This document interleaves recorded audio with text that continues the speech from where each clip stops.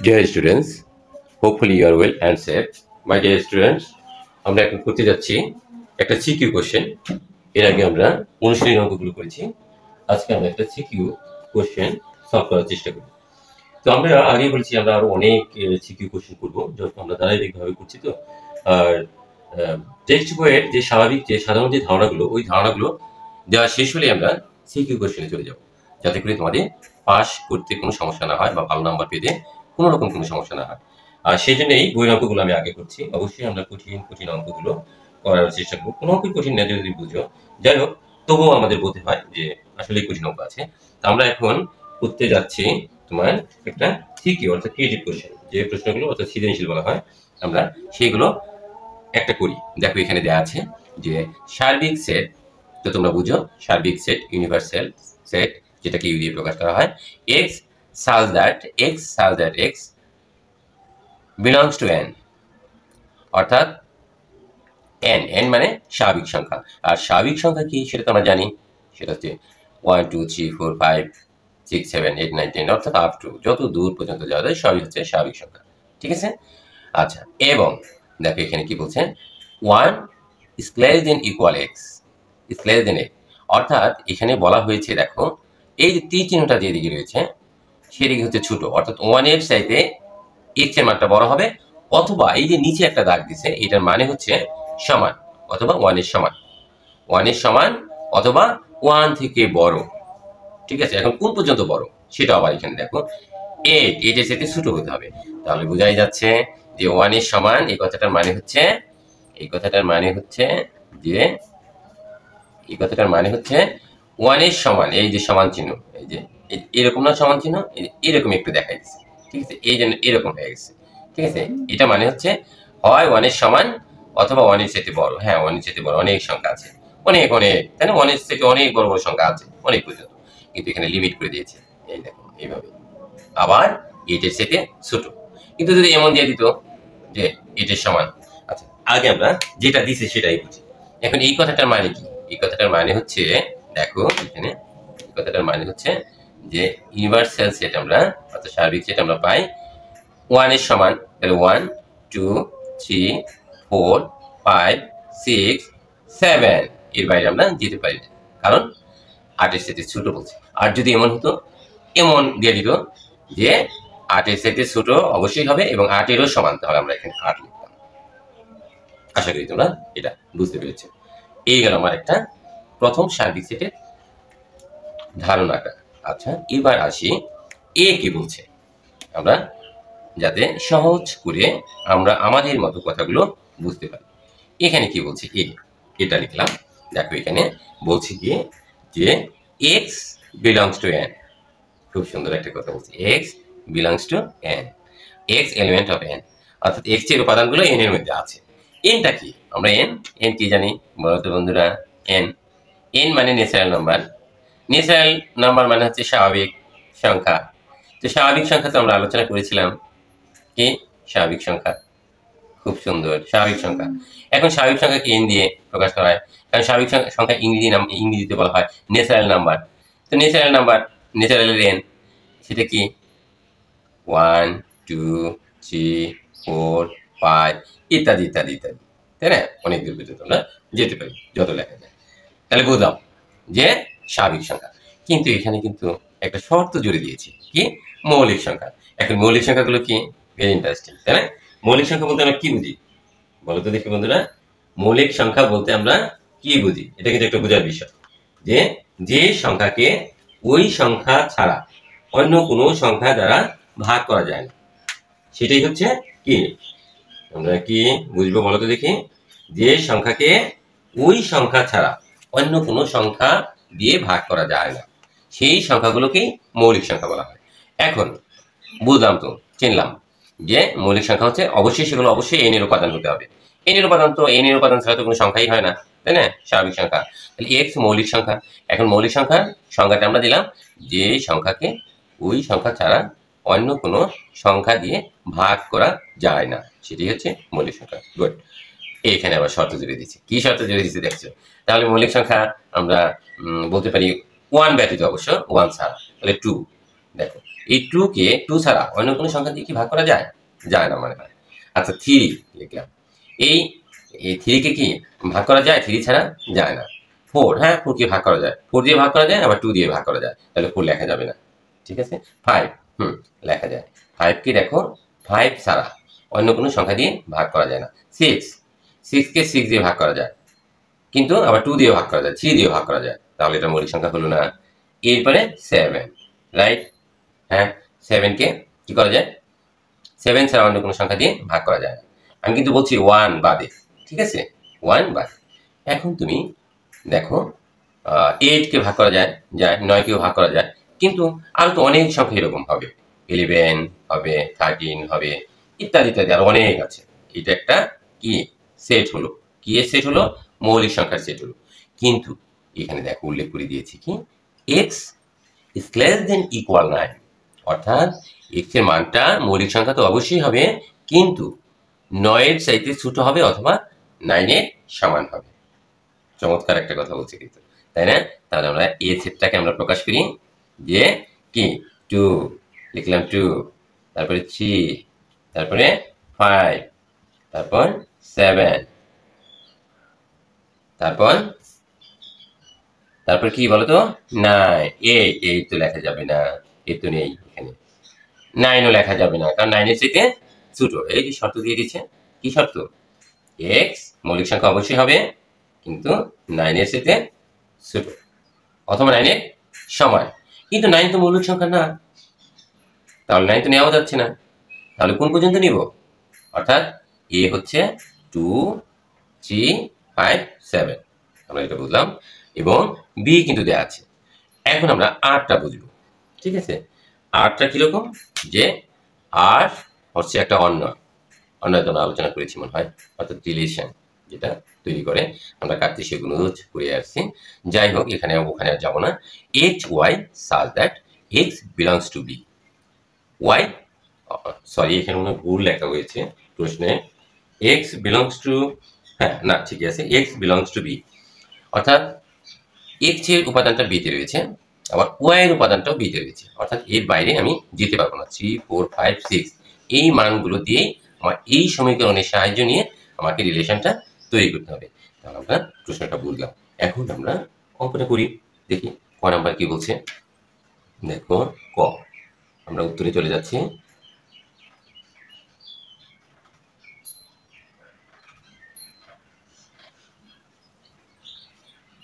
ক নাম্বারের সাথে তোমার গিভেন দ্যাটের কোনো সম্পর্ক নেই। যদি ফাংশন অফ টি, তাহলে লিখি দেয়া আছে function of T equal to T to the power 4 plus T square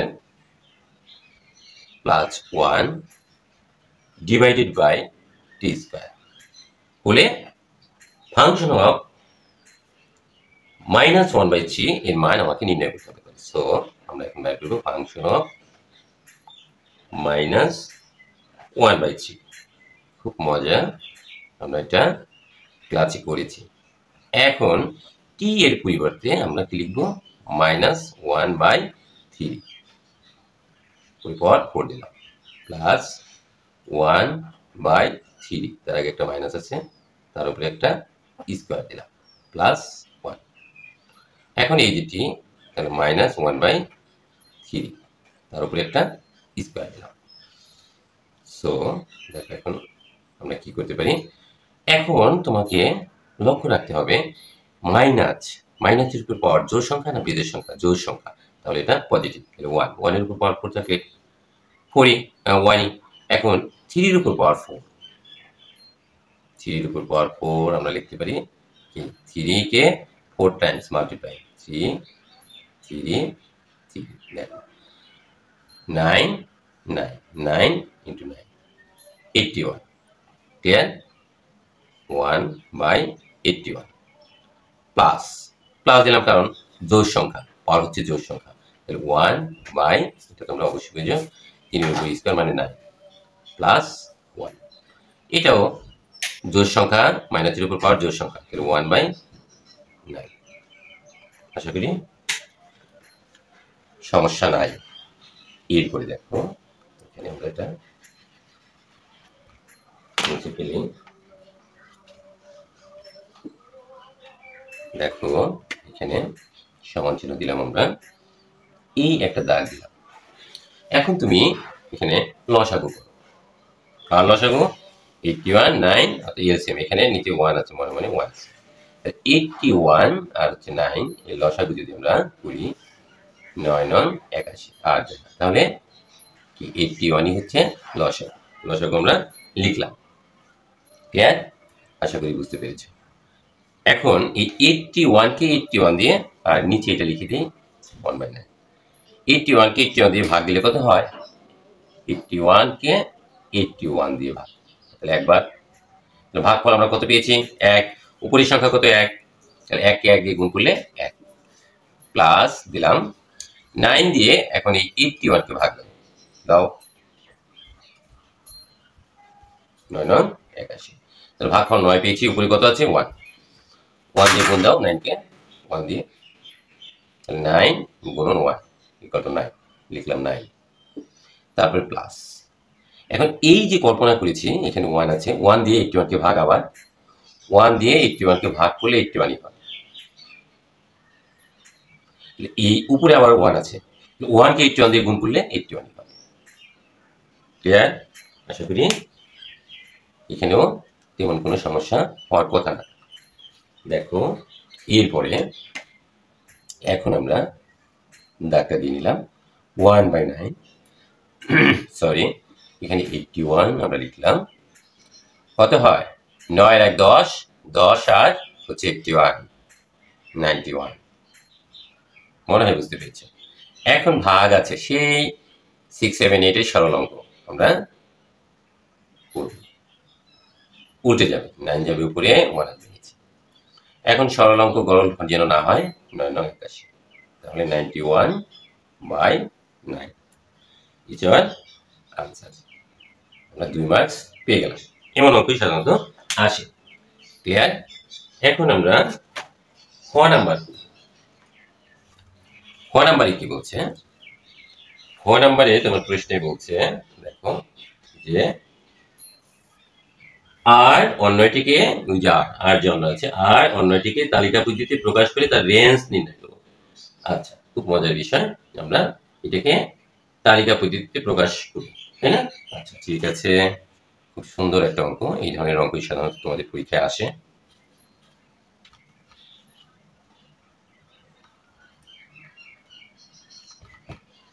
দেখো বাবার আমরা বুঝতে পারো কিনা আমার কথাগুলো। খ, তাহলে দেয়া আছে, লিখি। দেয়া আছে তো লিখতেই হবে। দেয়া আছে B equal to maybe 3 4 5 6, 3 4 5 6। R equal to relation যেটা, সেটা আমাকে লিখতে হবে x y such that যেন x belongs to b, y belongs to b। কি মজার বিষয়, x belongs to এও তো দিতে পারতো না, একই জিনিস দিছে, এবং x equal to y minus 1। এই হচ্ছে তাহলে আমাদের শর্ত। এটা থেকে আমাদেরকে অন্যয় নির্ণয় করতে হবে, অর্থাৎ রিলেশন তৈরি করতে হবে। তাহলে আমরা লিখি যে বর্ণিত সমীকরণ। কি বর্ণিত সমীকরণ? এখানে সমীকরণ তো একটাই, এটা x equal to y minus 1, নাকি অন্য কিছু? না, মনে হয় না। তাহলে আমরা কি বলেছিলাম? আমরা কিন্তু আলোচনা করেছিলাম কি রহিম সমান করিম। তাহলে করিম সমান রহিম, একই কথা। তাহলে এই ডান পাশেরটা অর্থাৎ হোল সেন্সে মানের কোনো পরিবর্তন হয় না, অর্থাৎ চিহ্নের কোনো পরিবর্তন, অর্থাৎ সম্পূর্ণটা বাম পাশ থেকে সম্পূর্ণটা ডান পাশে আসবে, ডান পাশ থেকে বাম পাশে যাবে, সোজা কথা। মানের এতে কোনো মানেরও পরিবর্তন হয় না, চিহ্নেরও কোনো সাইনেরও কোনো পরিবর্তন হয় না। অর্থাৎ এই যে এই কথা যে x সমান y মাইনাস 1, তো y minus 1 equal to x। কেন লিখলাম এর পিছনে কারণ আছে। y equal to x। এখন এই 1টা বাম পাশে ছিল, দেখো পুরোটা নিচ্ছে না কিন্তু, এখন ডান পাশে চলে যাচ্ছে। তাহলে অবশ্যই তুমি পোশাক চেঞ্জ করে দাও, তোমার মাইনাস আছে তুমি প্লাস হয়ে যাও, রাইট? আচ্ছা, এখন আমরা একটা কি ছক তৈরি করি, তাই না? এখন আমরা একটা কি করব, ছক তৈরি করব। করি তালিকা পদ্ধতিতে প্রকাশ করার জন্য কি একটা ছক তৈরি করি।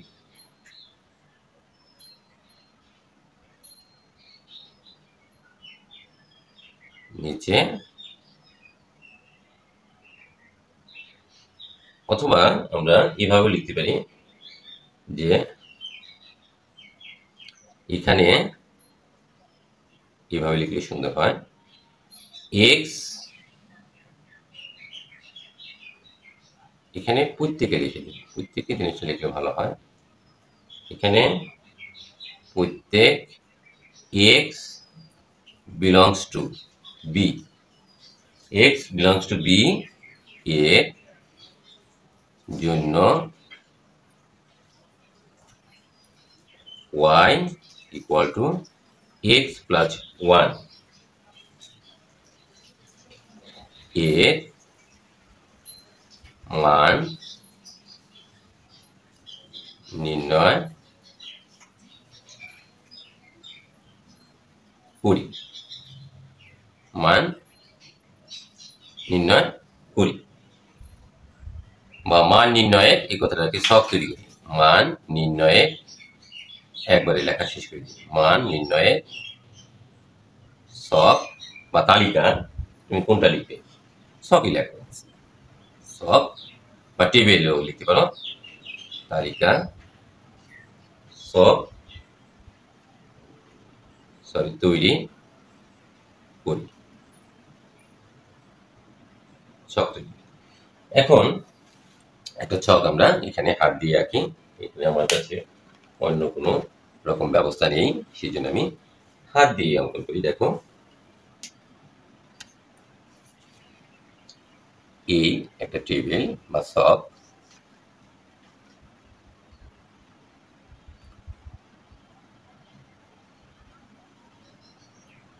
এই আমরা অঙ্কন করলাম। এখন আমরা আমাদের এখানে হচ্ছে তোমার x থাকবে, আর এখানে y ইকুয়াল টু কি বলছি আমরা, x plus 1, x plus 1, y equal to x plus 1। আমার এখানে সংখ্যা কয়টা, b এর জন্য, এই যে আমি লিখছি x বিলংস টু b এর জন্য, অর্থাৎ x এর উপাদানগুলো b এর ভিতরে আছে, আবার y এরও আছে। তাহলে 4 3 4 5 6, এখন দাগ দিয়ে এখানে দিলাম। এই যে ছকটা তৈরি করলাম, এখন আমাদেরকে বুঝে বুঝে আমাদেরকে মানগুলো এখানে বসাতে হবে। কিভাবে আমরা বসাতে পারি সেটাই হচ্ছে লক্ষণীয় বিষয়। এখানে আমি একটু রাফ করে নিই, তোমরা দেখো x এর মান এখানে কি 3 4 5 6, x ইকুয়াল টু কি 3 4 5 6 আমরা লিখে নিলাম। এখন আমি এই মানগুলোর জন্য আমি y এর মান বের করব, y। এখন দেখো y ইকুয়াল টু হচ্ছে কি x প্লাস 1, তাহলে x যখন 3, এই x যখন 3 তখন y কত, এই শর্ত অনুযায়ী দেখো বসে 3, x এর মান হচ্ছে 3 প্লাস 1, তাহলে এখানে কত হলো, যখন x 3 তখন y হচ্ছে 4, এক করে বাড়বে। যখন x 4 এক করে বাড়বে, তাহলে এটা হবে 5, মানে এক যোগ হবে x এর সাথে, তাহলে এক যোগ করলে এক করে বাড়বে, এটা হবে 6, এটা হবে 7। এখন দেখো কি মজার বিষয়, যদি তুমি সাথে সাথে বুঝে নাও, এত জটিল করে না ভেবে, যে যখন আমি যেটা করব তখন সাথে সাথেই ওইখানে ওই সমস্যাগুলোর সমাধান দেব, ঠিক আছে? এত কিছু একত্রে মনে আমি রাখবো। যেহেতু এখানে আমি কি কি পেয়েছি বলো তো দেখি, এখানে আমরা কি কি পেলাম, x এখানে 3, y এখানে 4, এখানে 4 এখানে 5, এখানে 5 এখানে 6, অর্থাৎ x 5 y 6, x 6 y 7, right? এখন আমার তুলনা করতে হবে কোনটার সাথে, এখন দুইটাই কিন্তু b এর উপাদান, অর্থাৎ x ও এক্স এর উপাদানগুলো বি এর মধ্যে রয়েছে, ওয়াই এর উপাদানও বি এর ভিতরে রয়েছে। তাহলে আমরা বলতে পারি যে এখানে দেখো 4 এখানে আছে, 4 আছে, 5 আছে, 6 আছে, বি এর ভিতরে আছে যেহেতু বি বি কি কি আছে দেখো, বি হচ্ছে 3 4 5 6। এখন এখানে আমরা কি কি পেলাম, এখানে আমরা দেখো এখানে আমরা পেয়েছি 4 5 6 7, তাহলে এই 4 4 মিলছে না, এটা গ্রহণযোগ্য, এটাও গ্রহণযোগ্য, ঠিক আছে না, এটাও গ্রহণযোগ্য, কিন্তু মিলে নাই কোনটা, এই 7। তাহলে এই 7 এর ঘরটা তোমরা কিন্তু এরকম করবে না, বা অর্থাৎ এই মানটা গ্রহণযোগ্য না, কারণ এই 7টা এইখানে নেই, এই বি এর ঘরে নেই, ঠিক আছে। 3 4 5 6 আছে, কিন্তু এই 7টা নাই, সোজা কথা, আর কোনো আমরা কথা বাড়াবো না, ঠিক আছে। তাহলে আমরা লিখি যে যেহেতু এই কথাটা লিখতে পারি কি 7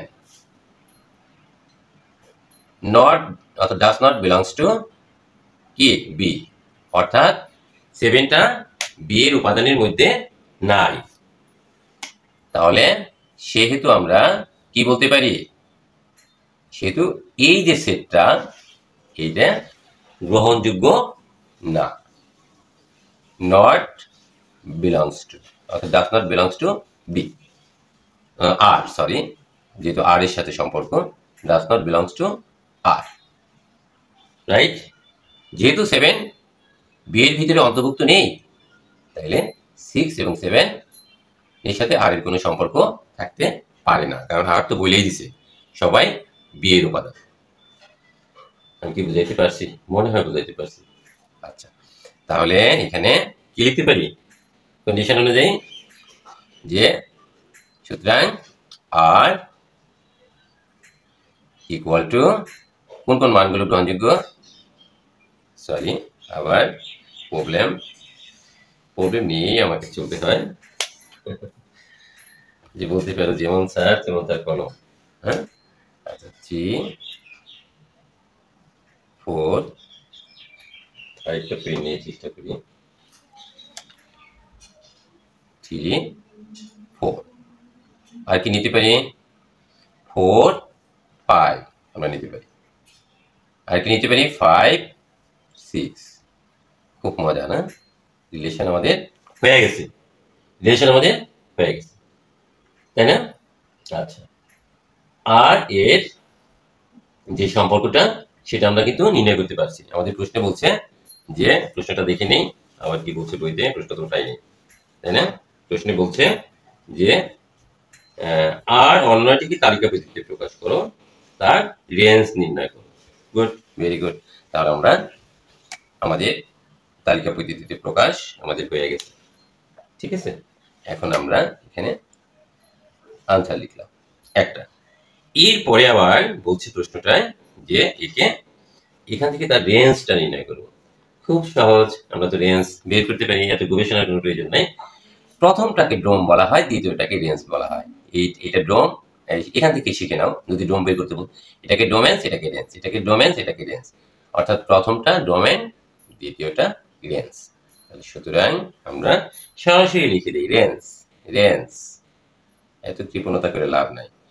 রেঞ্জ ইকুয়াল টু আমরা কি লিখবো, রেঞ্জ ইকুয়াল টু আমরা 4 5 6। আশা করি কিছুটা হলেও আমরা বুঝতে পেরেছি, মনে হয় হয়ে গেল আমাদের 6 নাম্বার, অর্থাৎ আমরা পেয়ে গেলাম 4 নাম্বার। তেমন কি কঠিন লাগছে? মনে হয় না। এই স্টাইলের অঙ্ক প্রায় সময় তোমাদের পরীক্ষায় আসে, আশা করি বুঝতে পেরেছ। আমরা এটা মুছে ফেলি। নেক্সট ঘ নাম্বার, দেখো আসলে একটা অঙ্ক করতে গেলেই বেশ সময় লাগে তোমাদের, সরি এটা তো লাগবে। এখন ঘ নাম্বারটা তোমার আমি শুধুমাত্র দেয়া আছে উঠাইছি। ঘ নাম্বারে কি বলছে, ঘ নাম্বারের প্রশ্নে বলছে যে অর্থাৎ পাওয়ার অফ বি পূরক সেট মাইনাস এ পূরক সেট নির্ণয় করতে বলছে তোমাকে। তাহলে তুমি দেখো, আমি তো মুছে ফেললাম, তো আমাদের মুছে ফেলাটা অনেকটা ক্ষতি হয়ে গেল।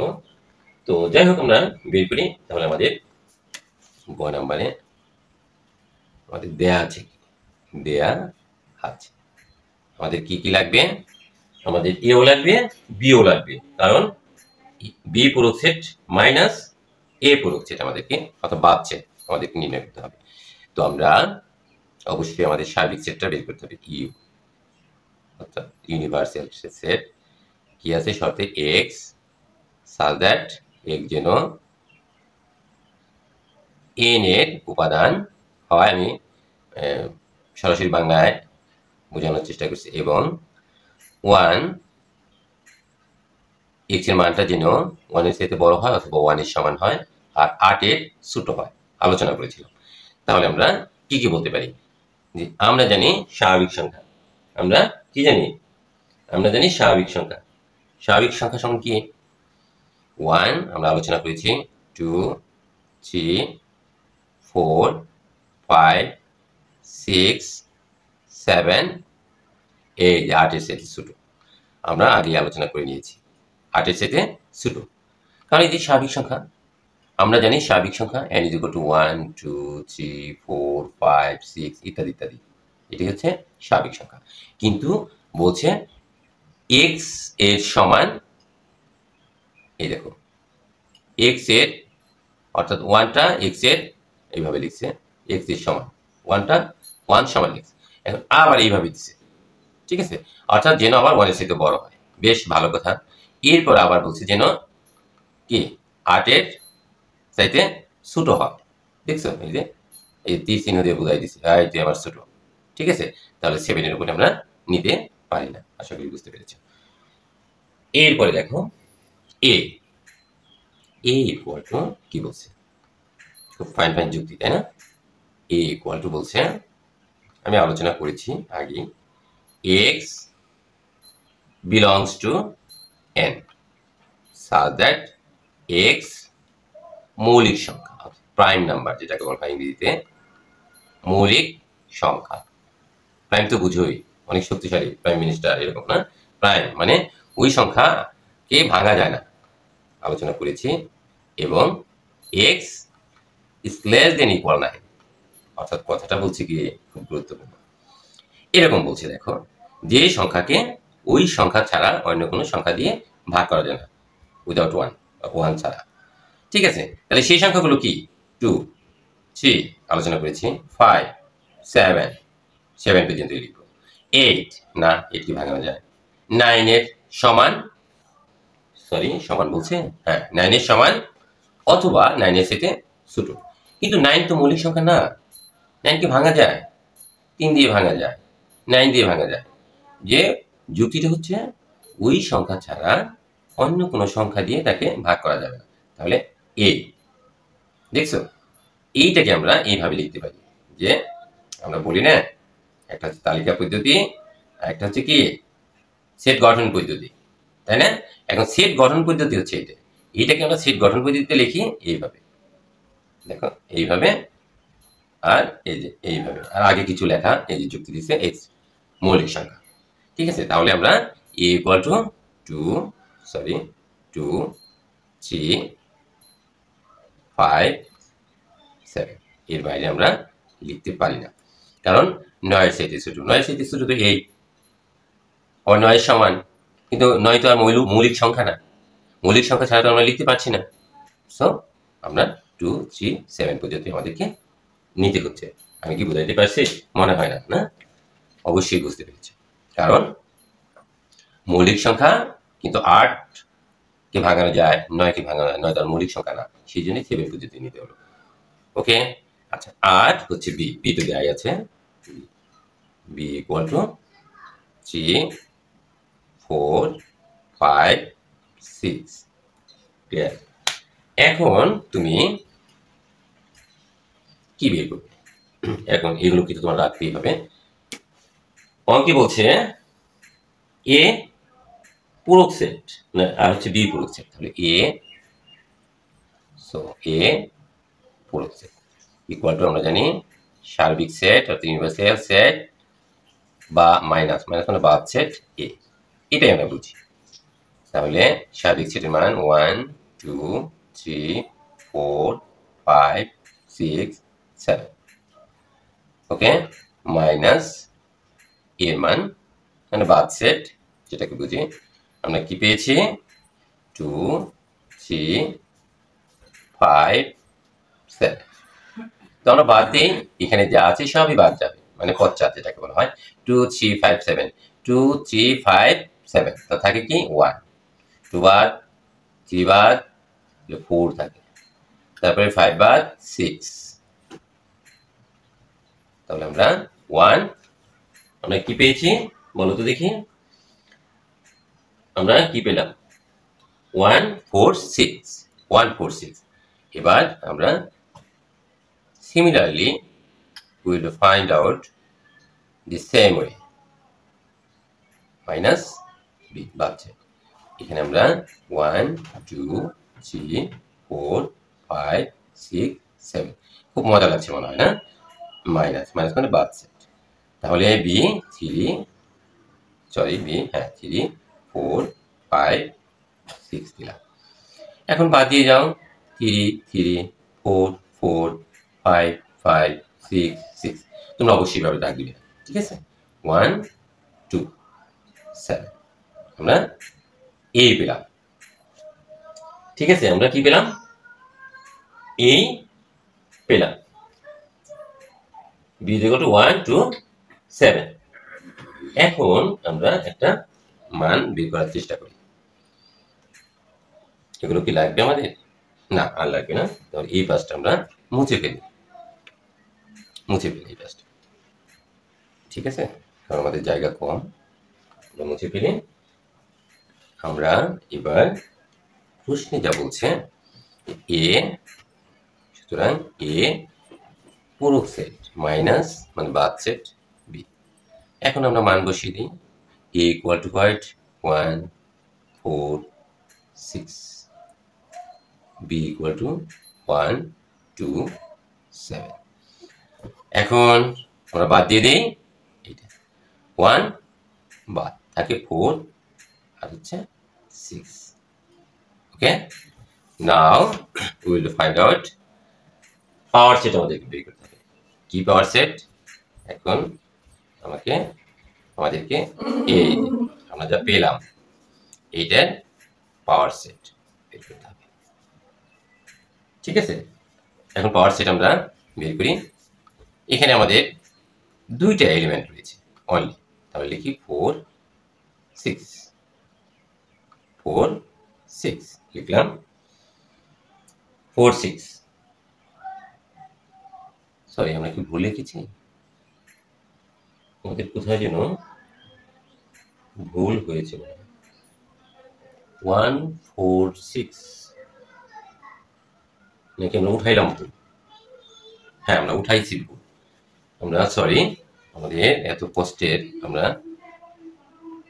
যেভাবে বের করতেছি এভাবে হয়েছে অঙ্কটা এভাবেও হবে আচ্ছা অঙ্কের সাথে মিল করেই আমরা আমাদের মতো করে অঙ্কটা তৈরি করে নিয়েছি এখানে প্রশ্নটা উঠে নিয়ে তো অঙ্কটা হবে এরকম যে সরি আমরা এ লিখেছিলাম আগে আসলে তা না প্রশ্নে আছে বি পূরক সেট মাইনাস এ পূরক সেট তাহলে বি পূরক সেটের মান 1 2 7 অঙ্কটা বোর্ড কোশ্চেন তো অর্থাৎ সম্ভবত 2022 তে আসছে না মিললে আবার তোমরা বলবে ওটা অঙ্ক হয়েছে যেভাবে করছি ওভাবে হয়েছে এখন এর মানটা 1 4 6 কোনো সমস্যা নেই দেখো এখন তুমি বাদ দিয়ে দাও কি বাদ দেবে এখানে 1 বাদ যায় তাহলে তোমার এখানে কি থাকছে দেখো তো দেখি এখানে যা আছে সব বাদ সব তাহলে তোমার এখানে তুমি এখানে কি পাচ্ছ এখানে তুমি